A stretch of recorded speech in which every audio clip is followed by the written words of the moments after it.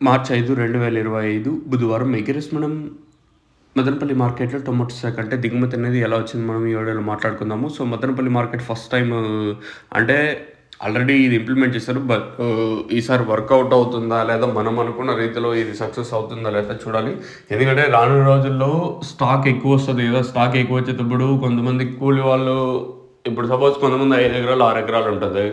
అదే ఊర్లోనే సుమారుగా ఒక 20, 30, 40 ఎకరాల దాకా ఏసుంటారు. కూలోళ్ళు తక్కువుంటారు. అంటే బయటనెవరిని ఇంకా పిలుచుకొచ్చుకుంటారులెండి. ఒక్కోసారి కూలోళ్ళు షార్టేజ్ వచ్చిందంటే ఆటోమేటిక్‌గా పాపం వాళ్ళకి కూడా అంటే కాయలు ఏరుకోవడానికి టైం అయితే ఉండకపోవచ్చు. సో, అట్లాంటోళ్ళు ఏం చేశారంటే సో, వాళ్ళకి టైం ఉన్న ప్రకారం మదనపల్లి మార్కెట్‌లో యాక్షన్ రాకముందే కులోళ్ళ దగ్గర అంటే కాయలైతే వేరిపించుకునేస్తారు. లెవెల్ బాక్సెసే ఉంటాయి. ఇప్పుడు గూడా అదే చెప్తాను. మార్కెట్‌కైతే లెవెల్ బాక్సెసే ఉంటాయి.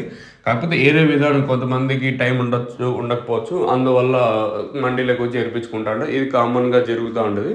జరిగేది గూడా ఇదే. ఒక్కొక్కసారి స్టాక్ వాళ్ళ కాయలనేది ఎక్కువైనాయి అనుకో, కూలోళ్ళు కొంతమంది ఉండొచ్చు, ఉండకపోవచ్చు.